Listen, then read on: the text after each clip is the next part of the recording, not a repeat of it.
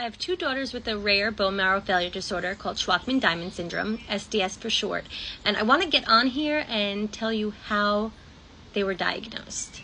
I'm often asked how we even knew that they had anything going on, because just looking at them, you would have no idea.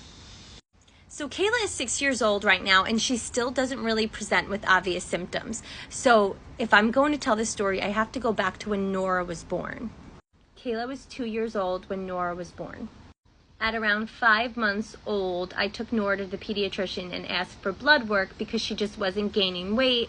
And we noticed that she looked weak, pale, she had bags under her eyes. She just didn't seem healthy. My pediatrician is amazing, and she agreed with me. The blood work came back showing elevated liver enzymes, and that's when we were referred to a GI doctor. The GI doctor diagnosed her with failure to thrive and also did a whole bunch of other tests.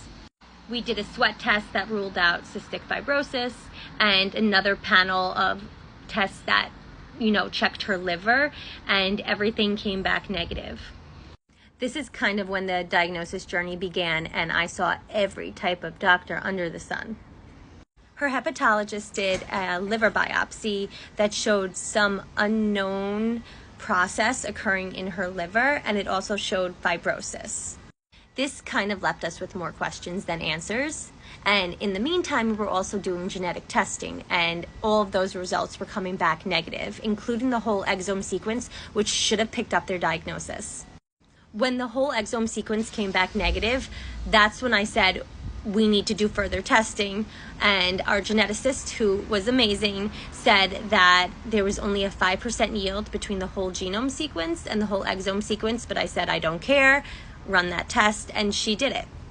So during this time, some of her symptoms were, the failure to thrive, the elevated liver enzymes. Her stools were awful and way too often. Unfortunately, her GI doctor did not pick up on the pancreatic insufficiency, which she did have. She was intermittently neutropenic when we went to the emergency room. I kind of gave her a fever protocol on my own because every time she got sick, she was just so weak. It scared me. So anytime she had a fever, I took her straight to the hospital. A lot of the doctors just said, wait it out. Let's see what happens. She may outgrow this. But I didn't want to wait it out.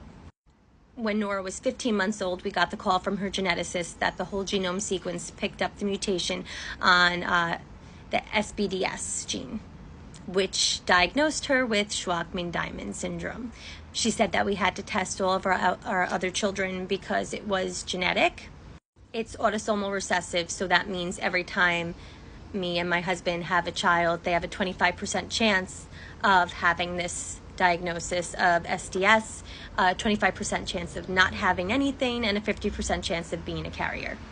When the testing came back from my other girls, it showed that my two oldest were carriers, and my Kayla baby, who's 2 at the time, was also positive like Nora.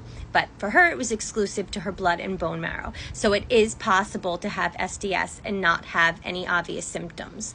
Looking back, she had ear infections that took a little bit longer to go away, respiratory infections that just lasted way too long. I think the chronic infections is something that just didn't really stand out too much to me because it wasn't too severe, but that really was the only thing that I can think of that would be a symptom for her. So she is basically asymptomatic. Now that we have their diagnosis, they get their blood work done every 3 to 4 months, and they have bone marrow biopsies once a year. They're followed by GI for their pancreatic insufficiency, although Kayla does not have pancreatic insufficiency. I shouldn't say they, but she still sees the GI doctor just to keep track of how she's doing because she may develop it at any point in her life. So yeah, I just told you our diagnosis journey, a little bit about Shwachman-Diamond Syndrome and its symptoms and how it could be no symptoms. So don't listen to the doctors when they say, well, your child isn't neutropenic, you can't have Shwachman-Diamond Syndrome.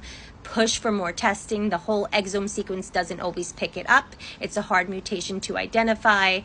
push for the whole genome sequence or test for that gene mutation, the SBDS mutation specifically, if you think your child may have SDS. That's definitely my advice. And don't just sit back and wait for things to get better. If your mom gut or your dad gut tells you that something's going on, believe yourself and push for answers. This was a really long video. If you're still here watching, I hope you learned something. SDS is autosomal recessive. Both parents have to have a mutation for your child to have the diagnosis. It's estimated to occur in about 1 in 80,000 births. And with proper care and monitoring, if you have a diagnosis of Shwachman-Diamond Syndrome, yes, you have an increased chance for leukemia and MDS, bone marrow failure, and there's a lot of other stuff that you have to be aware of. Your body can't fight off infections well if you're neutropenic, so it could lead to sepsis, something definitely to be aware of. You would follow a fever protocol to check the blood whenever you're sick. Bacterial infections are very scary in our house. But like I said, with proper monitoring and care, you can live a very happy life. My girls are definitely living their best lives. Thanks for watching.